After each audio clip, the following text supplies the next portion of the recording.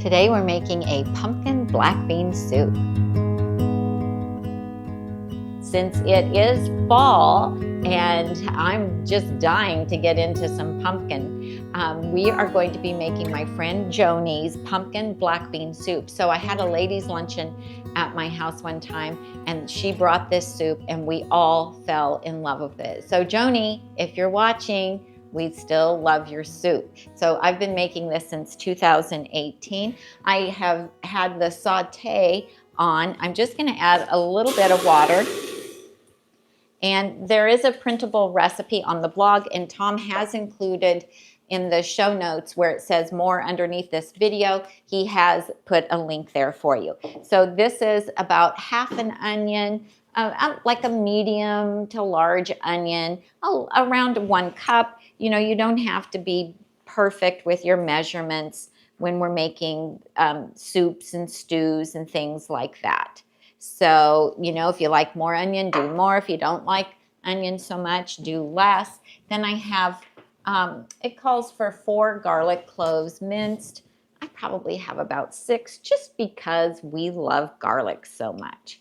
So we're going to put that in here. Now, if you wanted to, remember, recipes are just an idea. They're a basic platform for you. If you wanted to, you could add a jalapeno at this point in time. That would be lovely in this. And I'm just going to saute it for, 2-3 minutes just because I want to take that rawness out of the onion and the garlic. And by putting it on saute, it just helps to do that. Now, let's talk about pumpkin. There is a can of pumpkin in this recipe, but you guys, pumpkin varies so much. Now, if you're ambitious and you want to buy a pumpkin and cook it down for this recipe and puree it, great. I don't do that. I don't want to take the time to do that. So I do buy canned pumpkin. So this one, and I know this one is not organic. Usually I do buy organic, but at the time that I was buying the pumpkin, all Whole Foods had was the conventionally grown.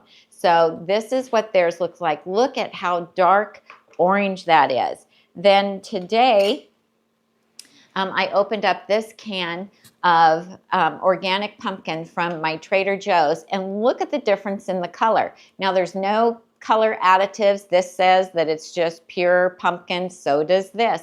But look at the difference. And this one is super thick. This one is much more creamy and has a higher water content, as you can see there.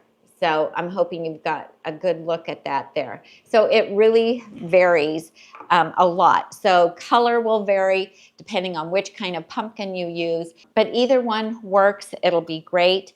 And I'm actually going to use this one that is a little bit thicker just because I know I'm going to be blending this soup. I'm going to add the pumpkin. I know I'm pushing the time a little bit, but it'll be fine. Everything's going to cook because I'm using everything that I'm using in this cooks really quickly. So, and the beans are already cooked. If you want to make your own beans, that would be fine too. Then I have 1 can of fire roasted tomatoes going in. If you don't have fire roasted, that's okay. You can just use a can of diced tomatoes. If you don't have diced tomatoes, you have whole tomatoes, just put them in your Vitamix blender for a little bit and just blend them up. And that'll work as well. Then I have my 2 cans of black beans here that are going in. It's already starting to smell really, really good. And then the recipe calls for 4 cups of broth. And I'm putting 4 cups of water in. Here's a tip. If you heat the water up ahead of time, which I did in my microwave, you can do it in a kettle on the stove, then it will come, the Instant Pot will come to pressure quicker because it's not having to start with cold water to heat this up. So that's what I like to do. Now, for my seasonings, I have it calls for allspice. Now, normally I think of allspice as being something that would go into a sweet recipe, but it works really, really well in this soup. So it says on here that allspice is peppery and aromatic, resembling a blend of cloves, cinnamon, and nutmeg, used in spiced cookies, breads, pies, and puddings. Adds a smooth, warm flavor to curries and sauces. So there you go. This is a Jamaican allspice. It's from the Spice Hunter. Just happens to be the one that I have on hand today. And so that is 3/4 of a teaspoon of allspice, 3/4 of a teaspoon of ground cinnamon, and 1/2 teaspoon of ground black pepper. That's going in. And then since it called for broth, I'm using, and I used water, so I'm using Well Your World's veggie broth powder. And which way? This way? There we go. I love this.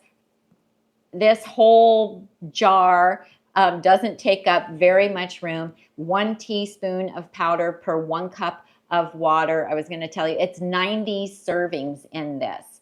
And so it takes up a lot less room in my pantry than boxed broth.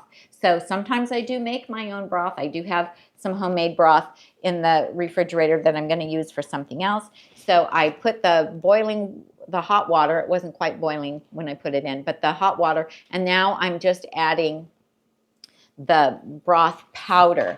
And it's wonderful, you guys. It's even tasty if you just want to make a cup of it to sip. You know, if it's a cool evening, cool morning, what have you. Okay, so this is what it looks right now. We're going to put the lid on it. I'm going to push cancel and then manual setting on high pressure for 5 minutes. And we can take the pressure off once the cooking time is done. We can vent it, or if I'm busy, we'll just let it keep going, and it will be fine. Everything else in it. Oh my gosh. Wait till you smell this. No, I just wanted to get where I could. Yeah, so this is what it looks like. So our soup is done. I'm ready to give it a bit of a blend. Important when you're using the immersion blender, you want to keep it down in the pot, put it down in there before you start it, and you want to make sure that you don't lift it up while you're blending. You want to leave it in there. So this bell guard is made so that it will not harm or scratch or mar the bottom of my stainless steel Instant Pot liner. So also, if you want to double this recipe, you really have to have the 8-quart to double it properly. If you want to make it in the 6-quart and you want to make a double recipe, you have to leave the 2 cans of the beans out and add them after it has cooked down. So I'm just going to push start, and I'm just going to increase.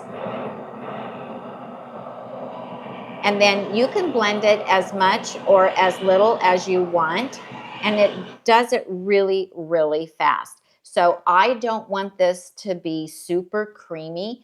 Tom likes this soup to have more chunk in it, but do you see how all of a sudden it is so much thicker? If I wanted to keep going, I could make this totally smooth so that it would have no lumps. You would be able to drink it from a cup. And if you want to blend it till it's completely smooth, you can absolutely positively do that. So Tom likes a lot of beans, and so this is another can of beans. I do talk about this in the notes on the recipe, but the recipe for the 2 cans of beans is just for making it regular. But I do like to take an extra can and add them after I have gone in with my immersion blender. And then just add another can. I bet you could make this with pinto beans too, and it would be delicious. Okay, so how do you plate it?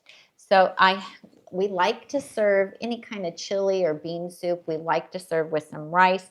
I didn't have any cooked rice. My rice cooker named Tom didn't have time today to make rice because we were busy getting set up for today's show. So I do try to keep some shelf-stable rice on hand. Now, normally Tom makes a whole pot of Instant Pot brown rice. We have a video on how to do that to have it turn out perfect. But I will keep some of this shelf-stable rice in my pantry for occasions just like this, where something has happened and we don't happen to have rice made. And this has one ingredient, organic certified brown jasmine rice. One ingredient. No oil, no salt. So also wonderful to take when you're traveling. So let's just move this over to the side. And then, so we like to put a little rice in the bottom. You could also do quinoa. You could also do a baked potato as well. And so I'm going to get this. I'm going to pour it over the rice. Wonderful. Such as that. And then the recipe calls for putting a little bit of balsamic vinegar over the top. So you could use whatever flavor of vinegar you have, if you have a flavored balsamic, or you can just do regular balsamic. Now this is the California Balsamic Smoked Hickory. I really like the flavor of this, and I think, oh, this goes so well with this particular recipe. So I'm just going to do that. And then this is a new product by Date Lady. And this is a bit spicy. So this is hot date syrup infused with chili peppers. So I didn't put any jalapeno or chili powder or anything like that in this. And so I am just going to do a little bit of this, and that's going to give us some heat. And you can see how wonderfully thick this is. And not too much because it is spicy, you guys. So, and then if you want to be fancy when you have company, then you can just take a toothpick and run a toothpick through it to give you that nice little restaurant little look to it. You see it's kind of a little spider web pattern there. That's something that the kids would absolutely love to see. And if you wanted to, you could put salsa on top. You could add fresh cilantro to the top of it as well. That would also be lovely. And I think if you serve this up with a pumpkin smoothie for dessert, it would be the perfect fall meal. So fun for a luncheon as well. Hey everyone, thanks for watching today. If you enjoyed this recipe and this video, please give me a thumbs up. Be sure to subscribe to my channel and also go over to nutmegnotebook.com and subscribe to my blog for more healthy, wonderful, and delicious whole food plant-based recipes. I'm Tammy, and I help you get healthy and stay healthy one meal at a time. See you next time.